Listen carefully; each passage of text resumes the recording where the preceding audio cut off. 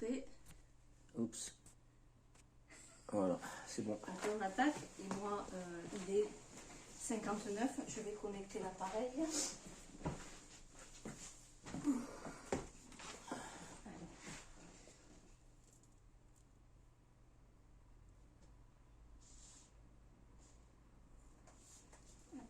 C'est parti. Alors. Allez, nous sommes en direct. Bienvenue pour ce live d'auteur avec François Millet pour présenter son petit livret Craignos, un livre absolument craignos qui va donner lieu à un spectacle absolument craignos, mais qu'il faut aller voir absolument. Alors, je ne sais pas s'il y a du monde qui se connecte. Alors, on va voir. Je ne vois pas parce qu'en fait, il faut que j'aille. Qu'est-ce que c'est que ça donc? Je suis en train, avec l'ordinateur, d'essayer de regarder. Alors, coucou. C'est presque prêt, nous vous invitons. Bonjour à ceux qui... Andy Juris, merci Andy Juris d'être en ligne. On débute ce live d'auteur avec François. On va laisser un petit peu de temps pour ceux qui souhaitent arriver et se connecter, sachant qu'aujourd'hui c'est un dimanche où il y a pas mal de manifestations ce soir. Donc vous pourrez regarder ce live d'auteur qui est en direct aujourd'hui en replay, soit sur Instagram, soit sur YouTube, sur la chaîne de 3A ABP. Alors, je ne sais pas pourquoi cette chose-là ne se met pas en... Peut-être parce que je suis connecté. Peut-être que tu es connecté avec ton compte. Alors, on fait des trafics. Je dis bonjour. Nathalie, bonjour. Voilà, merci d'être là. Ah, super. Tu vois, regarde ce que je t'expliquais, ça clignote. Bim, on l'a ici. Et donc là, je vais pouvoir voir les petits messages. On ne vous dit pas le trafic qu'on a fait, quand même. Pour, voilà, super. Là, tu vois, et je vois toutes les personnes qui sont impeccables. Donc, super. Ah, je suis ravie. Alors, on a changé le format aujourd'hui parce que j'ai eu quand même pas mal de soucis de connexion, notamment avec le live que j'ai organisé pour Anne-Sophie Lacombe. Et j'en suis vraiment désolée, on a eu beaucoup de problématiques. Je voulais juste savoir que vous nous confirmiez pour ceux qui nous écoutent si vous nous entendez bien. Voilà, est-ce que vous pouvez laisser un petit message pour nous dire si c'est ok au niveau du son? Allô, allô. Oui, super. Merci beaucoup pour ce retour, c'est parfait. Ben donc le format est nickel. Enchanté, je peux te dire. Bonjour Pascal, merci de me recevoir. Donc alors, pour ceux qui ne connaissent pas François quand même, qui est un peu connu comme le loup blanc à Montpellier, voilà, tu as 34 ans d'expérience dans l'informatique et plus particulièrement dans Internet.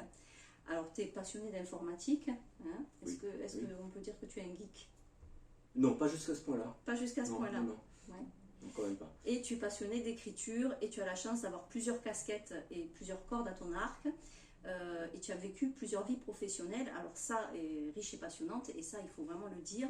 C'est que, alors moi je l'ai fait en résumé, je ne vais pas le faire chronologique, mais enfin depuis 86, donc hein, on parle de 34 ans d'expérience. Donc tu as fait analyste programmateur de gestion, formateur en bureautique, en informatique, à l'IFAR de Montpellier. Tu as formé des jeunes, des moins jeunes. Oui. Des moins jeunes. Et oui, parce qu'on va beaucoup se marrer, parce qu'avec François on se connaît quand même, parce que je tiens à préciser que c'est quand même mon ancien éditeur.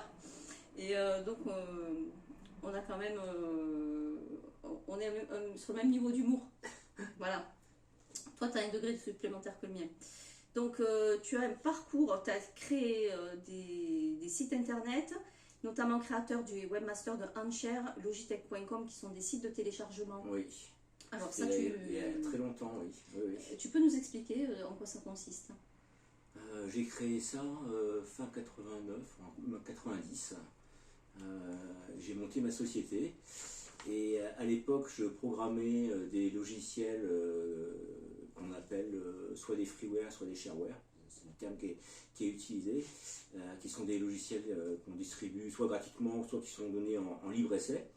Et j'avais eu l'idée de faire une recension de tous les logiciels français qui étaient disponibles à ce moment-là. Et donc j'ai créé un premier site web qui était un site perso à l'époque, et puis après un site qui s'appelait Ancher.com, et puis après Logitech.com. Et j'ai géré ça pendant à peu près 14 ans. Et c'était une grosse machine parce que j'arrivais à faire en période de pointe entre 780 et 800 000 visiteurs par mois. C'est énorme. C'est énorme, ouais. C'est énorme. Et donc, tu as été après membre vice-président de l'AFAS, Association française des auteurs de shareware. C'est ça, oui. Tu as créé le logiciel de numérologie Number. Oui, j'avais créé un logiciel de numérologie, ouais, tout à fait. Incroyable. Oui. Et parce que tu t'intéresses à la numérologie? Quand j'étais adolescent, oui, quand j'étais jeune adulte. Voilà. Après, tu as été chroniqueur pour la rubrique Shareware Magazine, Science et Vie Micro. Je ne savais même pas qu'il existait des magazines dédiés à ça, quoi, en fait. Alors, en fait, c'était des magazines généralistes d'informatique. Hein, et Science et Vie Micro a été le pendant de Science et Vie, qui est connu par tout le monde, et qui était dédié plus particulièrement à l'informatique. Bon, c'est un magazine qui a disparu aujourd'hui, comme beaucoup de magazines. Et donc, tu as fait une programmation de CMS BlockTech. Alors, je ne sais absolument pas de quoi je parle, mais toi, je pense que tu sais ce que c'est. Oui, pour en dire 2 mots, c'est un projet sur lequel je travaille depuis 2 ans. Et pour ceux qui connaissent WordPress, je me suis lancé le défi de créer un WordPress-like, mais en mieux. Voilà, donc c'est un projet qui... C'est le projet que tu as récemment partagé sur ton mur et ton site, non? Oui, j'ai partagé ça il n'y a pas longtemps sur les réseaux. Oui. En fait, c'est pour les personnes qui ont besoin, si j'ai bien compris, d'un site internet qui est beaucoup plus malléable et moins onéreux que... Bon, non, je ne sais pas. Très rapidement, je trouve que WordPress a beaucoup de défauts.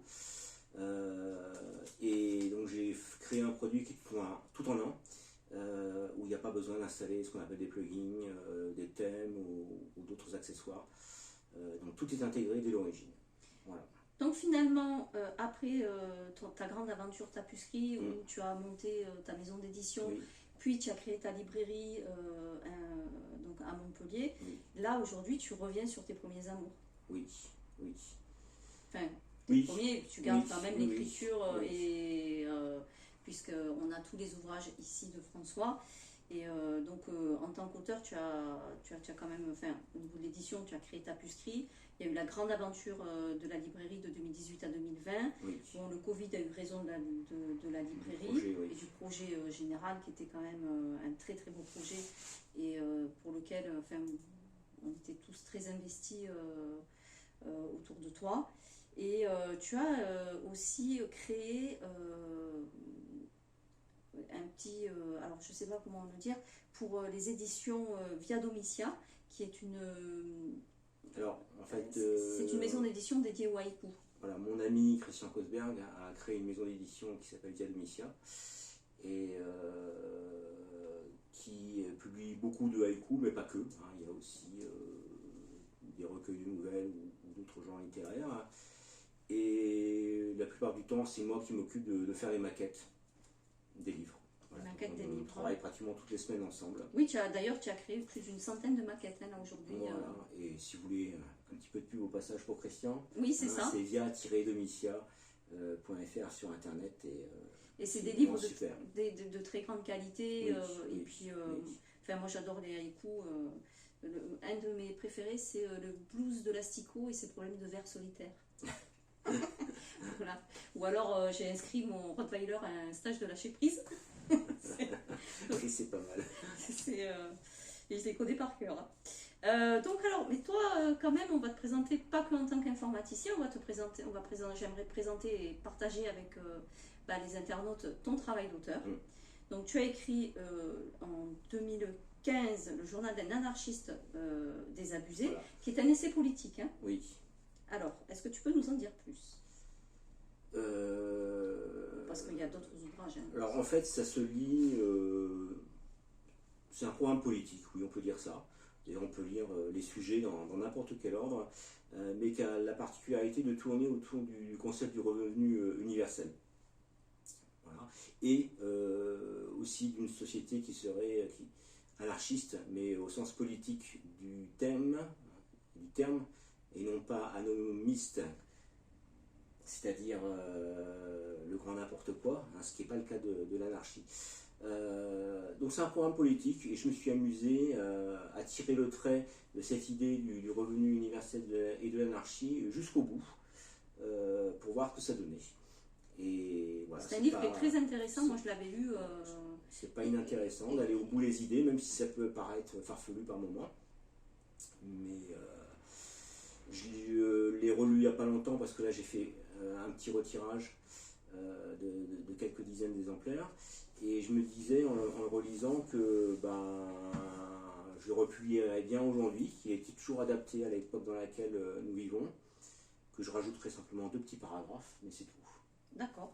Bon, ça c'est donc bon, moi je vous invite à découvrir cet ouvrage.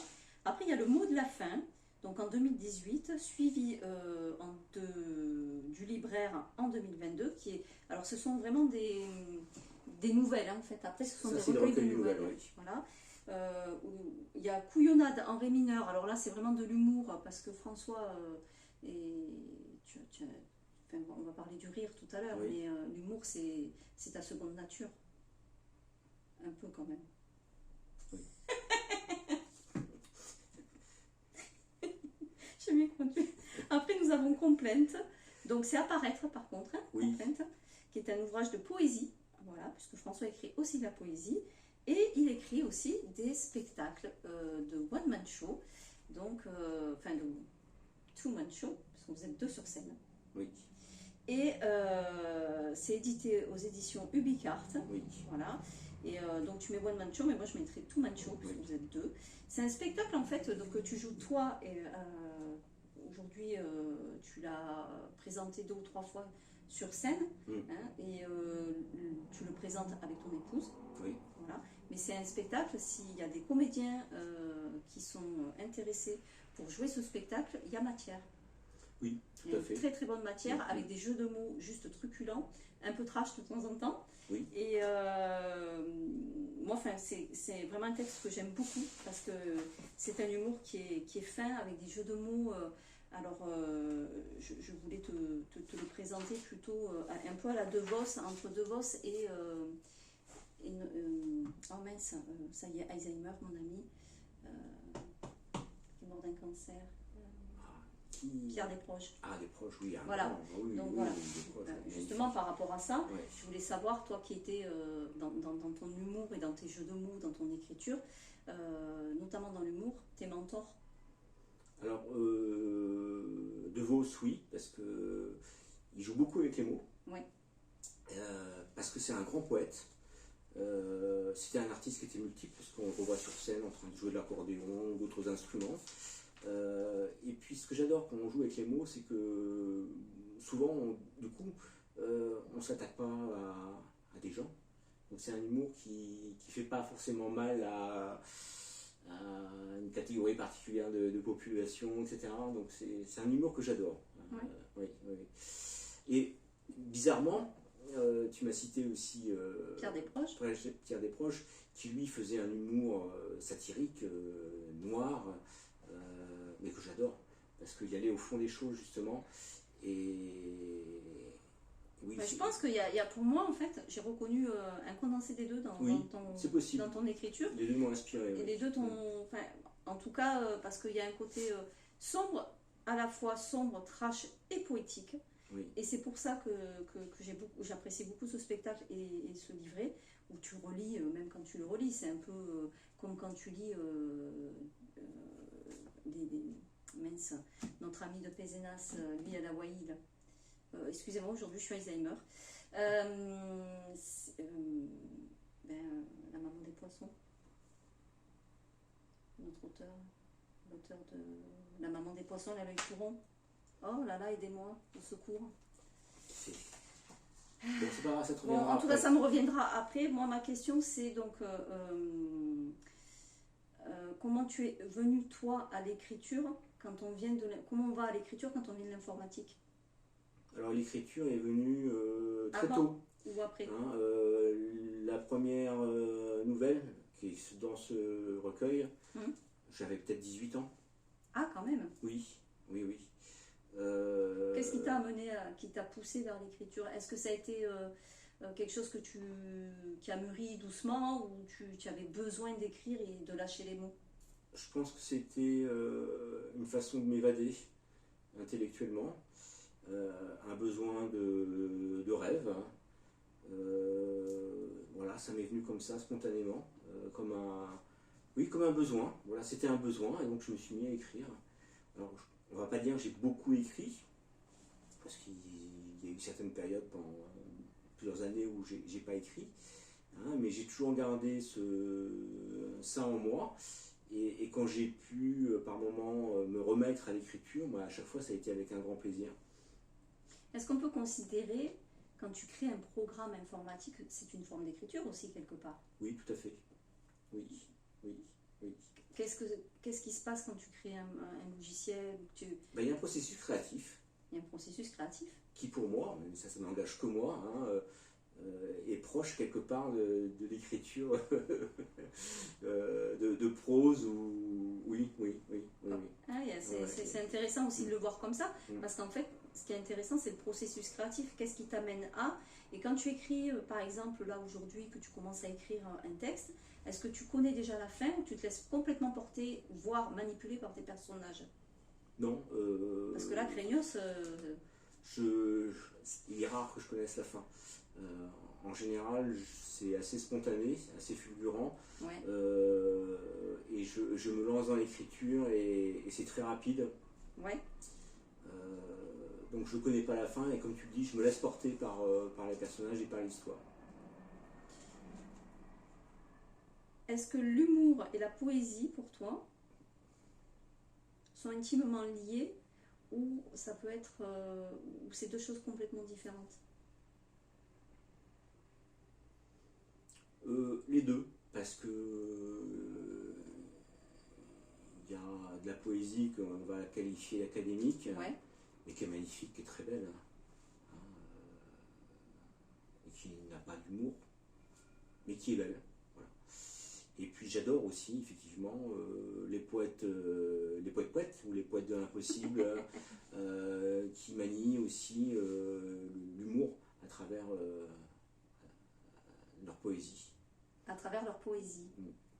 Donc par exemple, on peut considérer que Bobby Lapointe, dont je voulais parler tout à l'heure, est un poète humoristique. Oui, mais par contre je le connais pas bien. Tu connais pas bien? Un petit peu comme ça par certaines chansons, etc. Mais sans plus. Ouais. Ouais. Parce qu'en fait, quand tu écoutes Bobby Lapointe, alors je sais pas, on a perdu la connexion ici pour voir les commentaires. Allez, et en fait, quand tu l'écoutes et que tu le lis, c'est un peu comme quand tu lis Craignos en fait. Tu vois les jeux de mots que tu n'entends pas forcément à l'oreille. Oui. Voilà. Et puis là, il y a vraiment des termes en fait. Il faut vraiment avoir certaines références quand même. Oui, c'est vrai. Oui. Alors, je ne sais plus lequel c'est. Alors, ça peut être un tort pour certains textes, qui s'adressent à un public qui doit avoir les références pour les comprendre. Voilà. Mais bon, c'est ma façon de faire et ma façon d'écrire. Les valeurs que tu défends en écriture? Oui. Et je t'avais dit que encore on n'est pas à l'interview Craignos. Oui, oui, oui. S'il y a des valeurs, c'est la dérision. C'est la dérision. Et le sérieux, parce que pour moi, la dérision doit se pratiquer avec beaucoup de sérieux. Voilà. Alors, moi, tu me fais penser à la citation de Beaumarchais, hein. Je m'empresse de rire de tout, de peur de devoir en pleurer. Oui, c'est ça, exactement. Oui, oui. Voilà. Parce que moi, je considère que le monde est tellement fou et tellement triste aujourd'hui que, ce que je disais il n'y a pas longtemps, soit on se tire une balle dans la tête parce que c'est triste à pleurer, soit on essaye de prendre les choses par la dérision. Enfin, en ce qui me concerne, c'est la seule façon pour moi de m'échapper à la noirceur de ce monde. Et donc du coup, pour toi, ça croque la société en fait, l'humour. Et ses travers. Oui, tout à fait. Oui, oui, oui, oui. Alors, ce que je regrette... Plus que la poésie, finalement. Pardon. Peut-être, oui. Oui.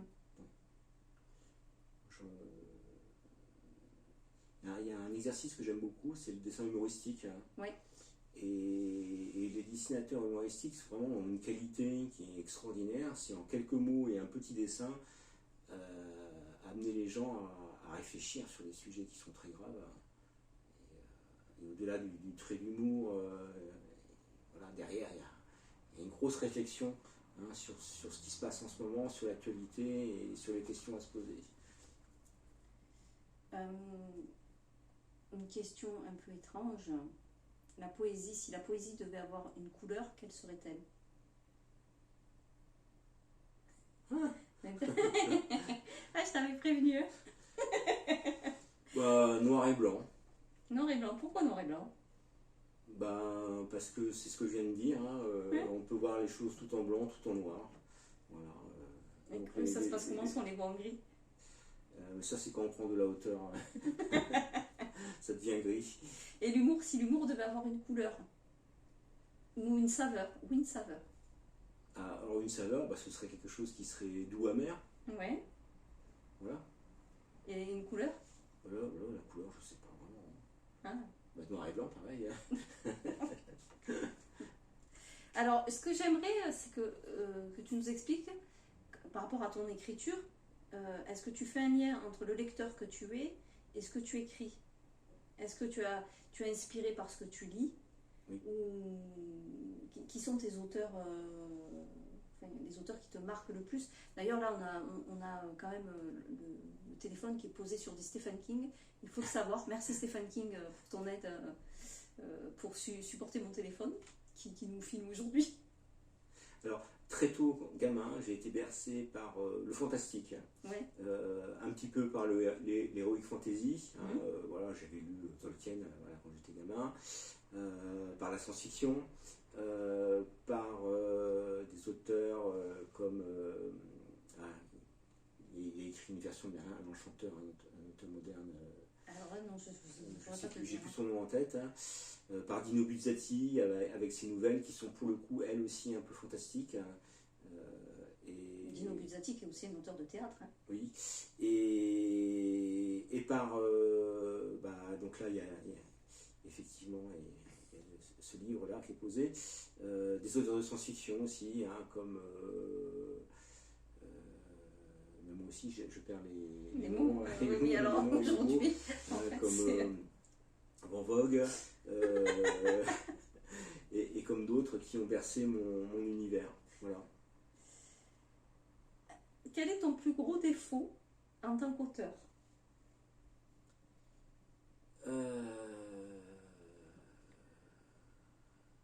Je sais pas, peut-être la paresse.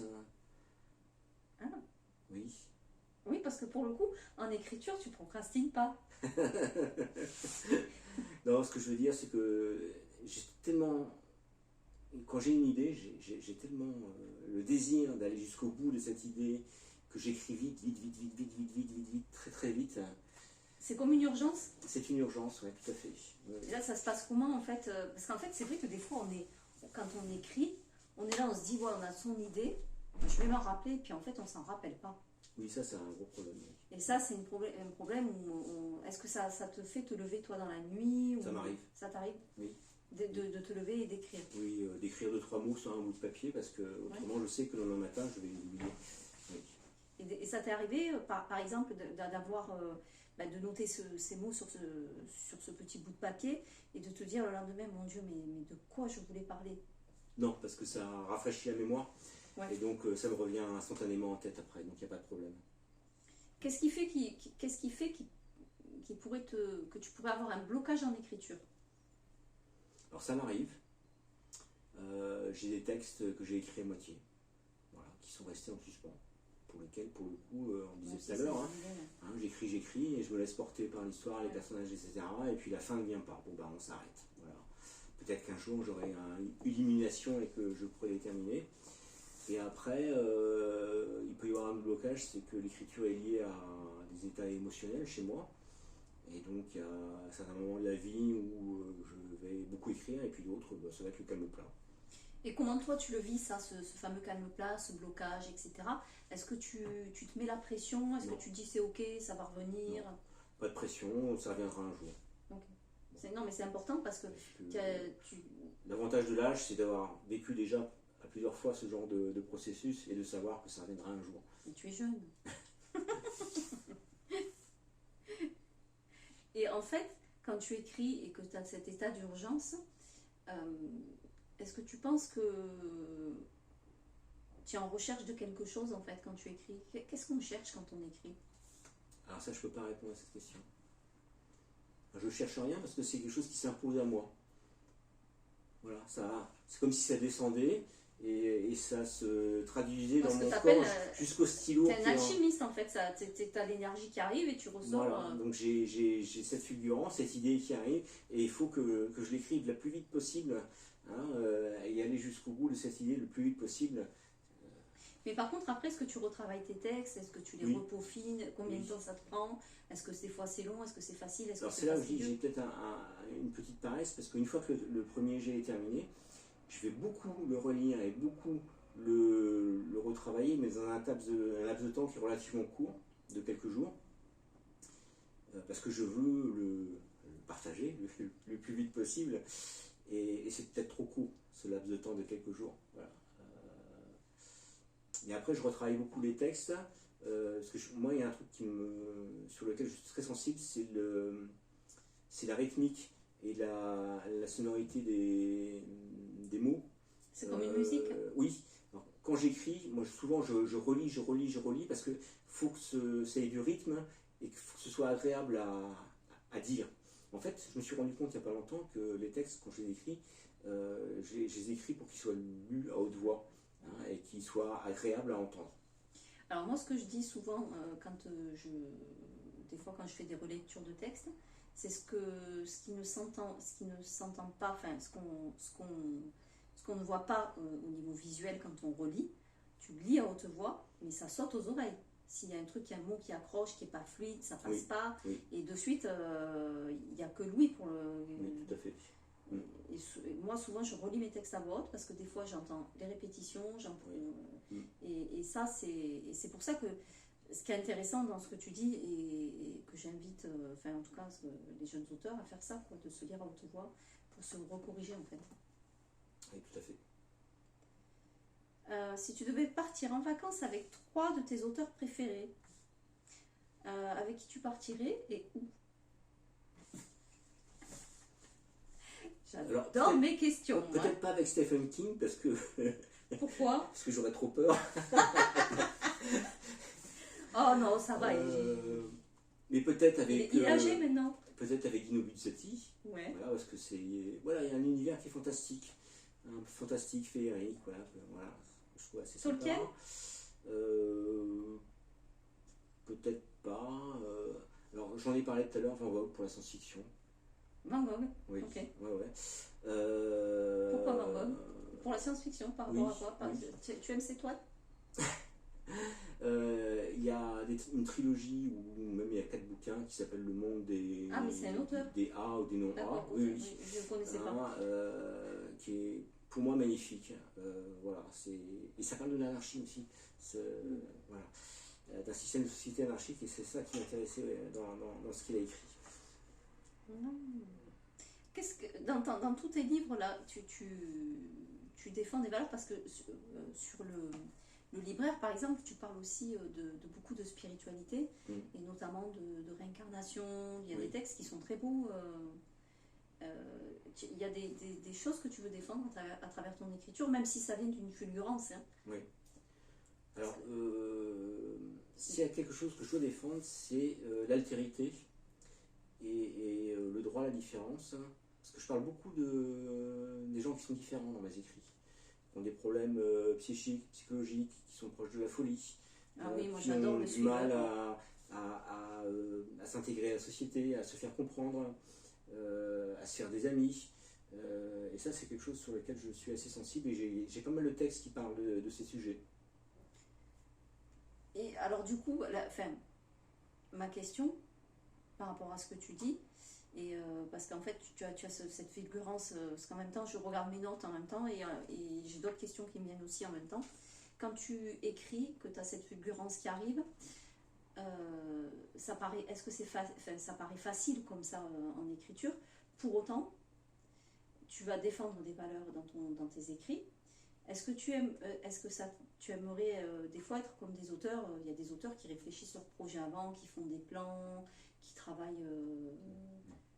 Non, vraiment pas. Non. Non, je suis à milieu de ce mode de fonctionnement. Ouais. Tu étais vraiment sur l'instant oui, T. Voilà, c'est ça, c'est l'instantanéité. L'instantanéité. Et donc tu défends ces valeurs qui sont notées là, d'ailleurs, dans le. C'est laquelle le suiveur avec. Donc il y a le syndrome de la Tourette, mais quand il va chez le psy. Oui. Voilà, et ça, c'est un texte que vraiment j'adore, je vous invite à le lire, ou en tout cas à venir l'écouter quand il sera rejoué, parce que c'est extrêmement drôle. Et donc de défendre l'altérité, pourquoi? Qu'est-ce que ça touche chez toi comme valeur de défendre ça en écriture? Peut-être que moi-même je me sens pas bien dans ces sociétés, ou je me sens en décalage avec elles, tout simplement. Et puis, pour avoir rencontré beaucoup de gens différents dans ma petite vie, je trouve que c'est justement ces gens qui ont certaines différences qui sont les plus intéressants.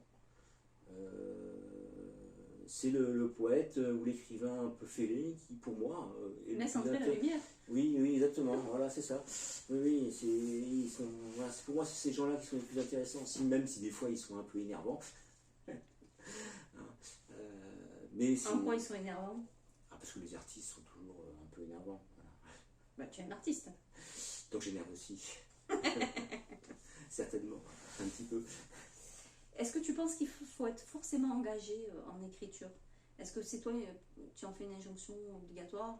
Genre quelqu'un qui parle des fleurs, ça peut être un engagement, parler des fleurs et d'amour, plutôt que de parler... Aujourd'hui, je trouve qu'il y a beaucoup de politique dans les engagements des poétiques, dans l'écrit, dans les engagements sociétaux. Alors parler des fleurs et de l'amour, c'est aussi un engagement. Parce que c'est un engagement vers la beauté. Et peut-être que ça manque aujourd'hui dans notre monde. Donc c'est pas inintéressant non plus. Après moi, j'aurais plutôt un engagement politique, oui. En espérant pouvoir aller un jour vers un autre monde, une autre société. Mais bon, ça c'est une grosse utopie. L'utopie, en même temps, j'ai envie de te dire quand même, il y a certains livres dont on peut dire qu'ils étaient avant-gardistes. C'est-à-dire que quand tu prends Milieu sous les mers, les sous-marins, ils n'existaient pas. Hein. Alors il est avant-gardiste et visionnaire d'un point de vue technique ou technologique. Après, du point de vue sociétal, non. Non. Mais par exemple, quand tu prends des auteurs comme 1984 ou Huxley qui décrivent des sociétés. Oui, George Orwell, ceux qui ont écrit Fahrenheit aussi, etc. Ils parlent de la société. Oui. Mais c'est des dystopies. Hein. C'est des dystopies, oui. Oui, carrément. Et la dystopie, pour toi, est-ce que tu penses que c'est être visionnaire? Non, la dystopie, elle est aujourd'hui.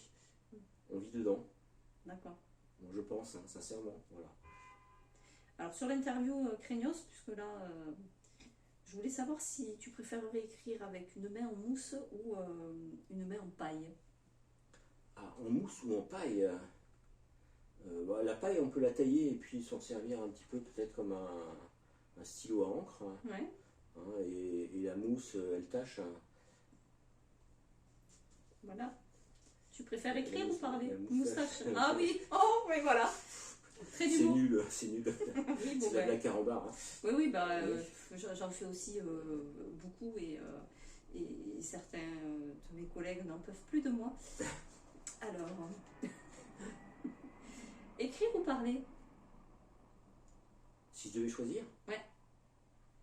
Oh là là. Écrire. Pourquoi? Est-ce qu'on peut parler en écrivant? Ouais. Voilà, tout simplement. Alors, écrire ou parler sans main. Les mains attachées dans le dos.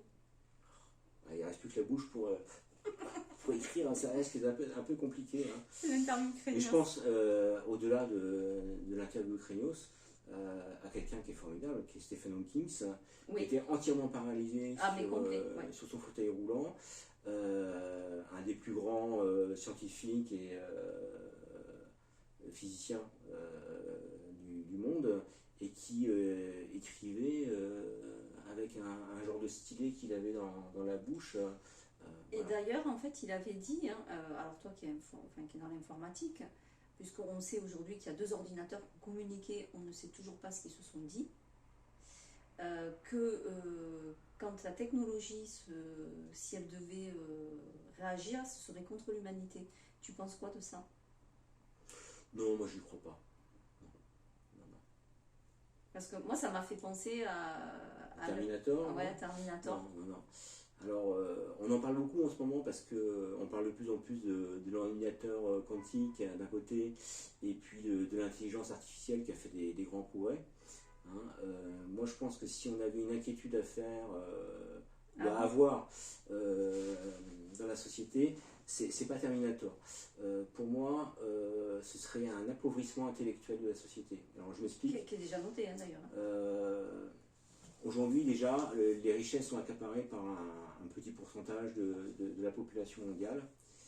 Et si ces technologies se mettent encore plus en avant, et donc elles vont remplacer tous les cadres moyens dans les banques, chez les assureurs, puisque avec l'intelligence artificielle, n'importe quel employé de base, en cliquant sur un bouton et sans aucune connaissance, pourra faire le bilan, la paye, la compta, les stocks, etc.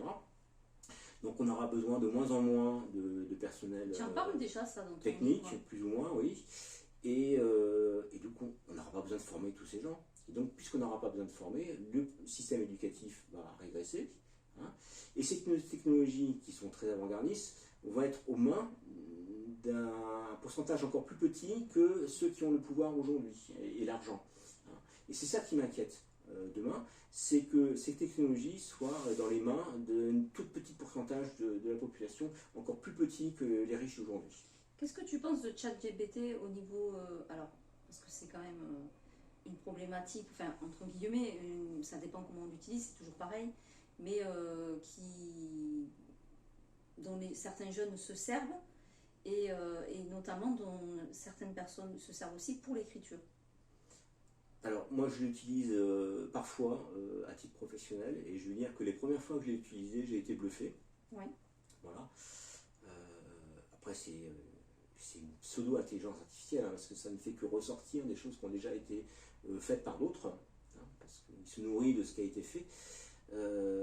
Et après, alors, les nouvelles générations s'emparent de l'outil, donc c'est bien.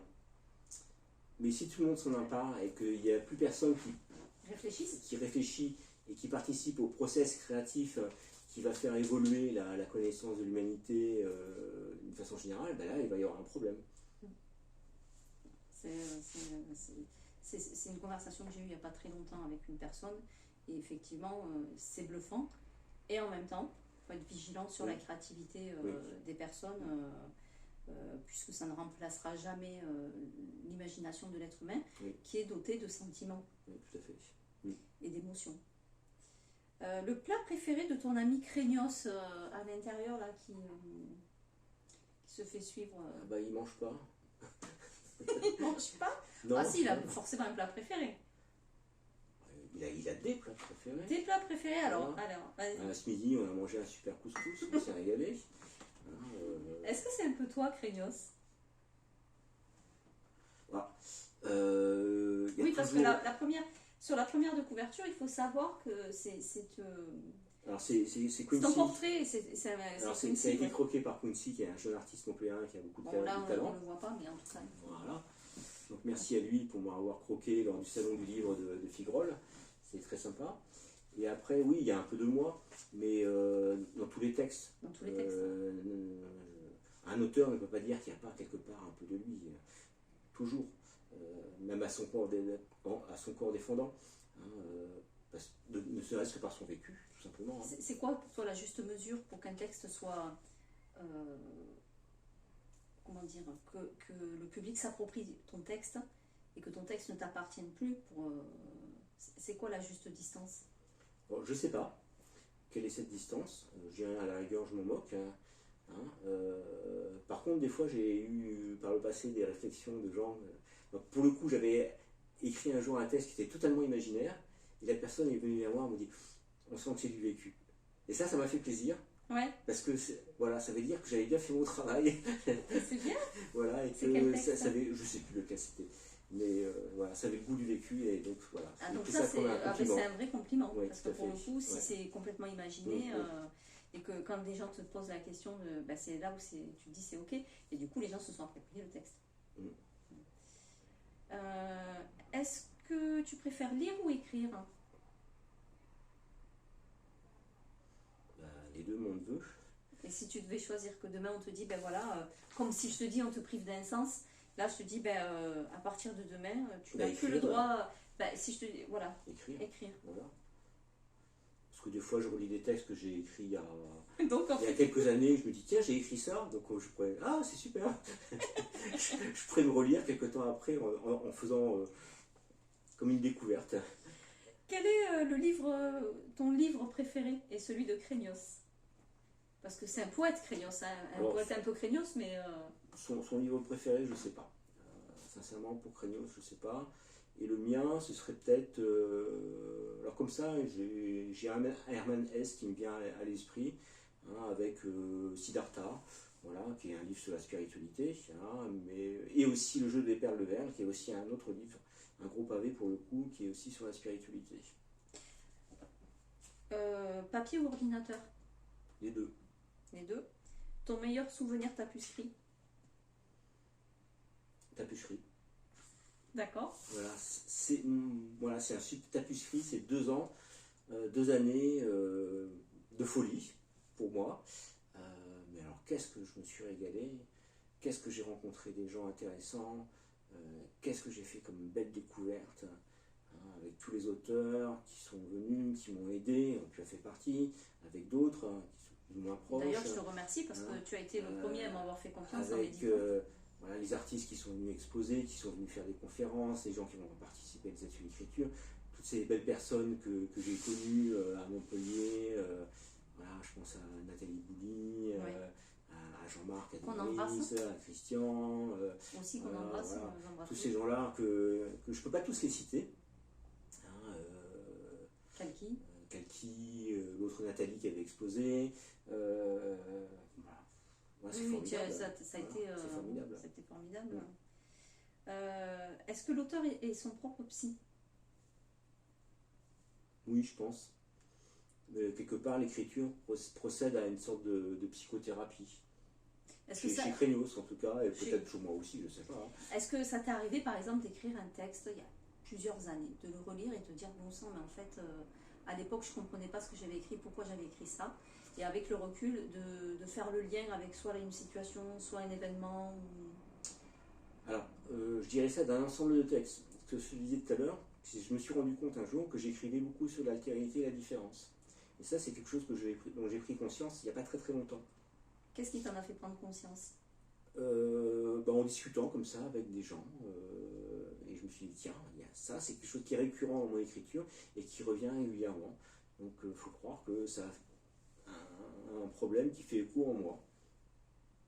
Et c'est quelque chose que tu as envie d'explorer encore ou pas, pour essayer je sais pas, est-ce qu'on va dans la compréhension de soi-même finalement en écriture? Oui, peut-être, oui. Oui, je pense que si j'avais d'autres choses, d'autres écritures, d'autres nouvelles à écrire, je pense qu'il y en aurait beaucoup sur ce sujet-là. Oui, parce qu'en fait, Crénios, ce qui est formidable, c'est que il a été écrit pas d'un jet, c'est plusieurs textes qui ont été réunis. Oui. C'est ça en fait que j'aimerais que tu nous dises. Alors, comment tu l'as construit, parce que c'est ça qui est incroyable. C'est particulier. Un peu, quand on écrit des textes, des nouvelles, et qu'on les regroupe pour faire un recueil, quelque part, c'est normal. Oui, mais là, c'est un spectacle. Et donc, je me suis retrouvé, après Tapisserie, avec un ensemble de textes que j'avais écrits, soit pendant l'époque Tapisserie, pour certains, soit qui étaient un peu plus anciens. Et puis, je me suis rendu compte que ça racontait quelque chose, que ça racontait une histoire. Et je me suis amusé, comme ça, à les regrouper dans un même document, et puis à les mettre dans un ordre. Et là, je me suis rendu compte que, bah oui, on pouvait avoir un ordre chronologique dans ces histoires et que ces petites histoires, les unes à la suite des autres, racontaient une grande histoire. C'est devenu Craignos. Et quand tu l'as assemblé et que c'est devenu Craignos, comment tu t'es dit que c'était fini? À quel moment tu t'es dit, bon ben là, pour moi, c'est ok? Bah, c'est la dernière scène. C'est la dernière Voilà, scène. qu'on va pas raconter, mais Ah bah non, on va pas... voilà, puis, faut pas tout dire. et en elle-même, c'est la fin de. On ne peut pas aller au-delà de cette dernière On scène. peut pas aller au-delà Voilà. de cette dernière Voilà. scène. Alors, écrire des yeux fermés ou dans le noir, est-ce que tu as déjà essayé? Est-ce que c'est Craignos?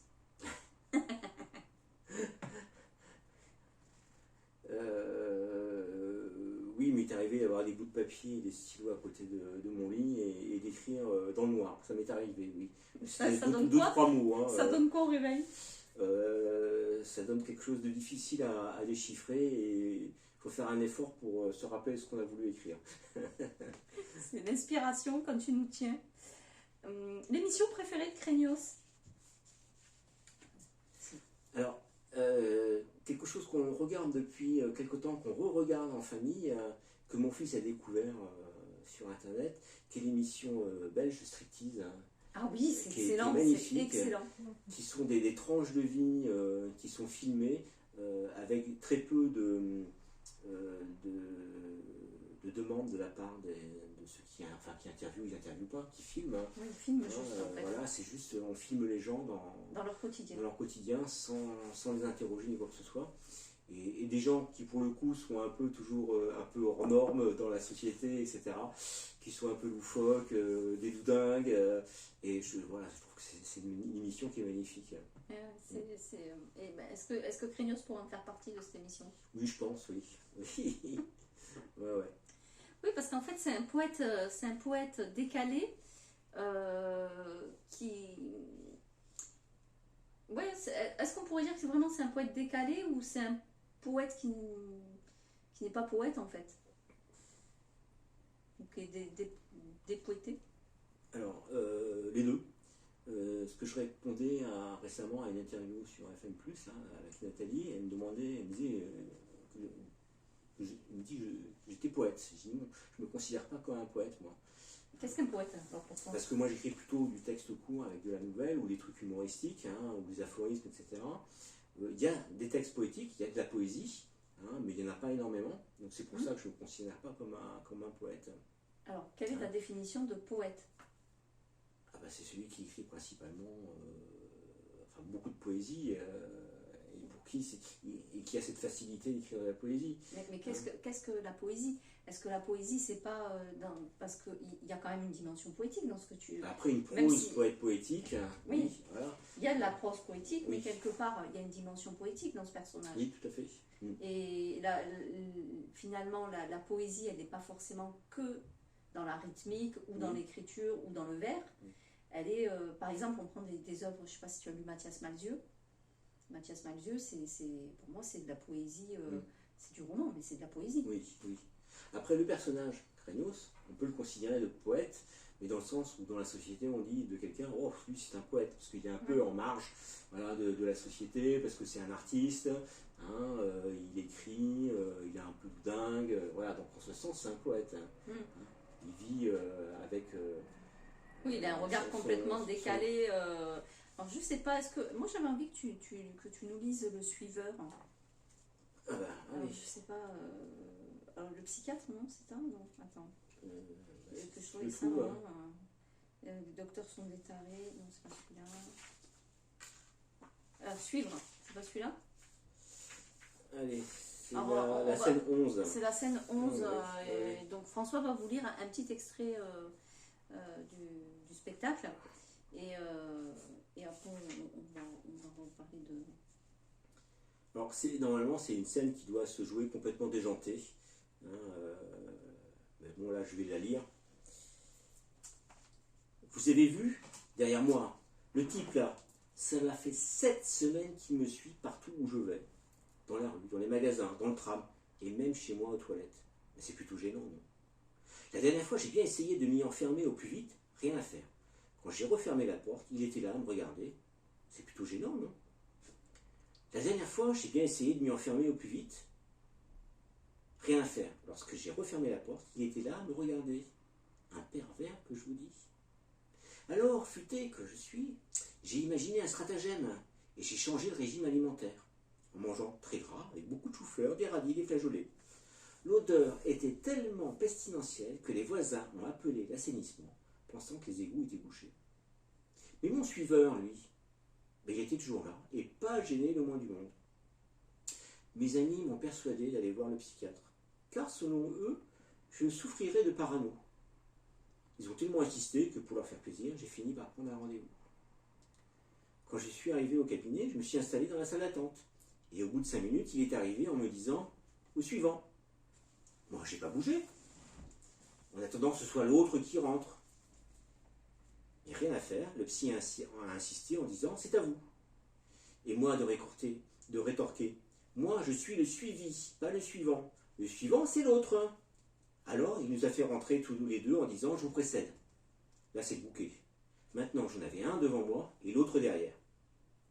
Nous nous sommes donc installés, et s'en est suivi une petite discussion d'une vingtaine de minutes où je lui ai retracé tout l'historique de mon suivi. Il a réfléchi un petit moment et m'a dit « On va mettre en place une surveillance et vous proposer un accompagnement. » Et après cela, on me traite de parano. « Non, non, j'ai déjà un accompagnement. » Je lui réponds. Et lui de continuer « Et pour la bonne poursuite de votre suivi, nous allons prendre rendez-vous dans une semaine. » Une poursuite de mon suivi, mais c'est pas à moi de poursuivre mon suiveur, ne renversez pas les rôles s'il vous plaît.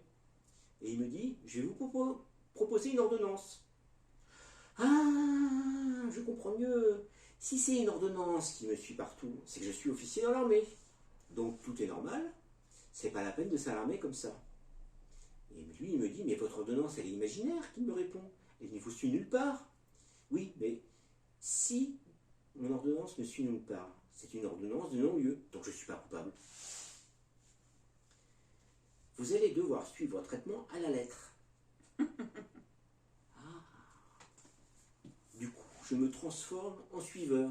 Soigner le mal par le mal, c'est le principe de l'homéopathie. C'est pas si bête. Mais suivre à la lettre, c'est bien, mais laquelle? Parce qu'il y en a 26 dans l'alphabet. Suivre un A, B, C, D, E, F, G, H, I, J, K, L, M, N, O, P, Q. Ah, suivre un petit Q, ça c'est intéressant. Écoutez, qui me dit, vous devriez essayer d'oublier votre suivant.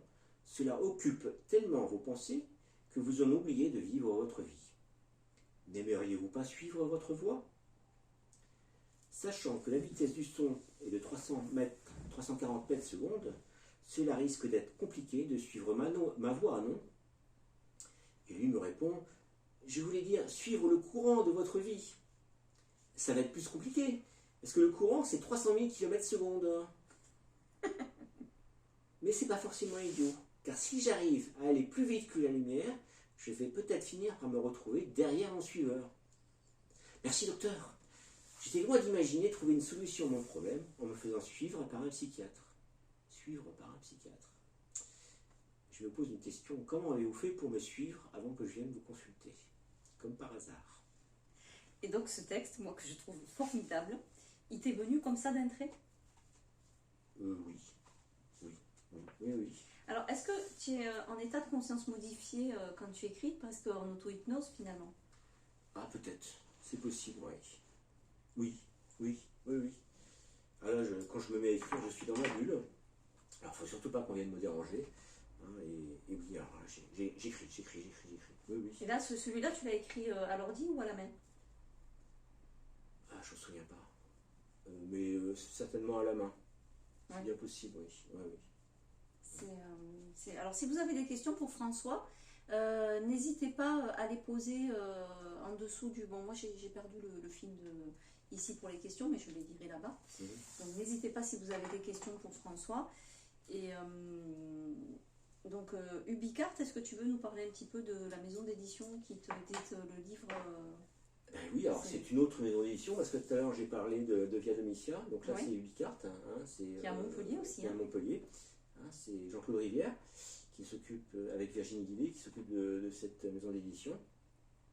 Et j'avais joué une première fois Craignos à Montpellier, en privé, hein, chez une amie.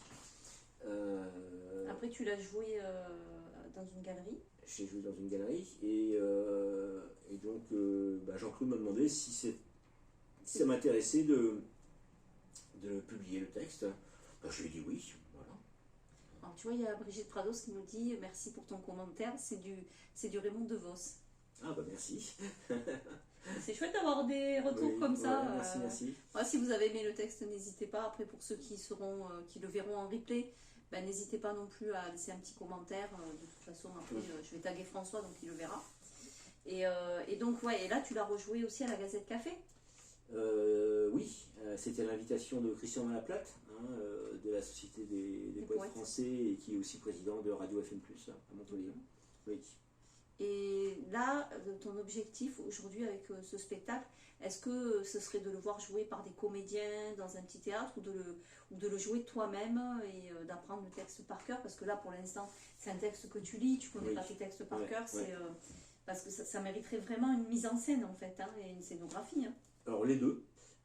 Si des comédiens voulaient s'emparer du texte, ce serait avec plaisir. Par contre, il faut vraiment que ce soit un texte qui soit joué... comment dire, trash, hein, parce que je pense qu'il doit être joué comme ça, hein, dans la folie, parce que le personnage est un peu excentrique, etc. Hein, donc il faut que ce soit joué comme ça, dans la démesure. Et après, moi j'aimerais bien au moins une fois, mais pour l'expérience, voilà, pour faire cette expérience, le jouer sur une véritable petite scène, hein, avec une mise en scène que j'ai en tête, hein, qui est très simple, mais avec quelques accessoires. Alors moi le premier accessoire je vous en parle pas parce que ça donne le ton du spectacle et vraiment c'est super, j'aime beaucoup. Voilà. Et quelques petits accessoires qui vont renforcer le côté trash et humoristique du spectacle et du personnage. Et du personnage, donc c'est un appel du pied tous les comédiens qui pourront voir ou lire Craignos. Oui. Alors le livre il est à 7 €. Oui, c'est vraiment pas cher. Un petit livret. Et puis. Et c'est ubique-art. Donc on peut le commander en ligne. Alors ton actualité, toi. ubique-art-édition.fr. Quelle est ton actualité pour les prochains mois en termes de salon du livre où on peut te rencontrer, on peut venir te voir? Tu as un site internet également? Alors, ça serait un comble quand même pour moi. J'ai un site internet, mais c'est le site perso, c'est millet.com, hein, c'est mon nom de famille.com. Dimanche prochain, c'est... Mon nom de famille.com ou millet.com? Les deux. Et c'est dimanche prochain, à la Maison pour tous... Marcel Pagnol, à Montpellier.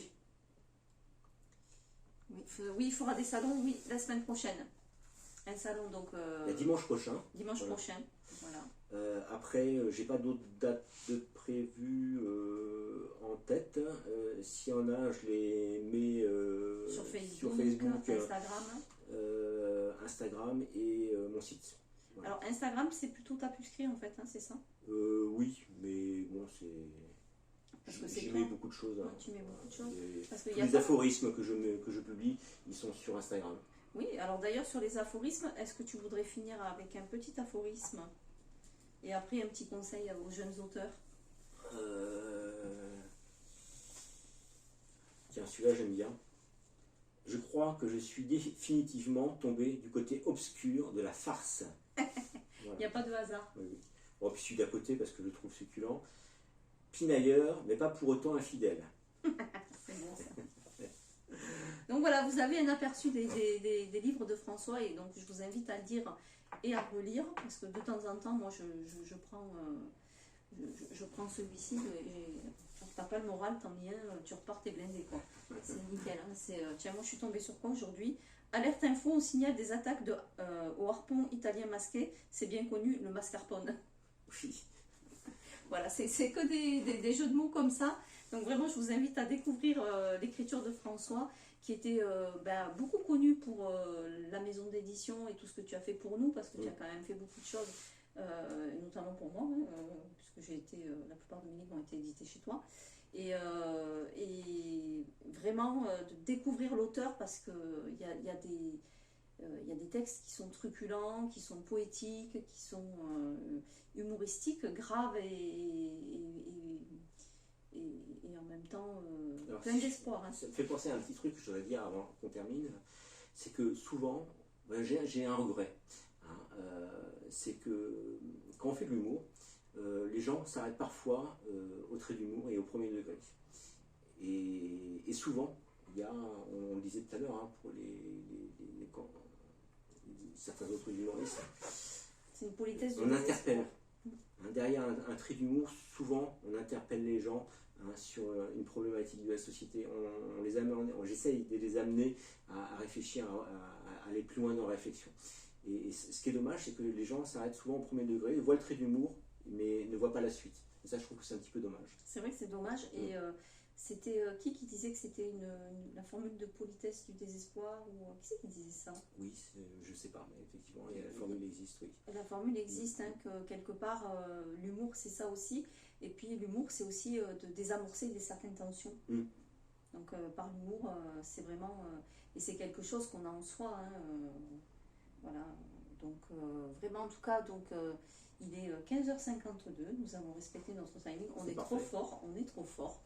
Et donc, en tout cas, je voulais te remercier, François, infiniment d'avoir accepté ce live d'auteur. Merci à toi, hein, surtout, pour ce voilà. que tu fais aujourd'hui pour tous les auteurs, à travers tes... en fait, au départ, quand même, pour l'histoire, je tiens quand même à préciser, puisqu'il nous reste 10 minutes, que les rencontres d'auteurs, au départ, c'était à la librairie Tapuscrit, avec l'association de...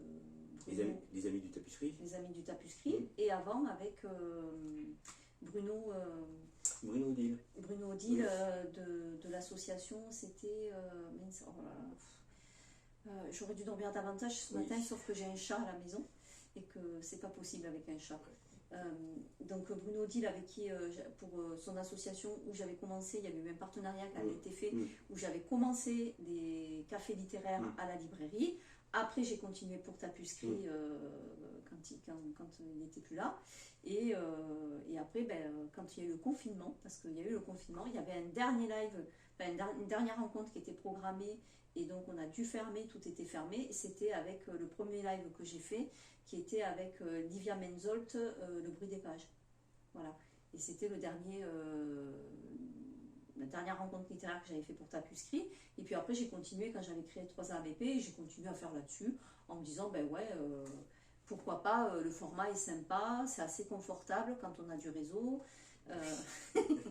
Voilà, que l'informatique marche bien, parce que de temps en temps, ça aussi, ça énerve.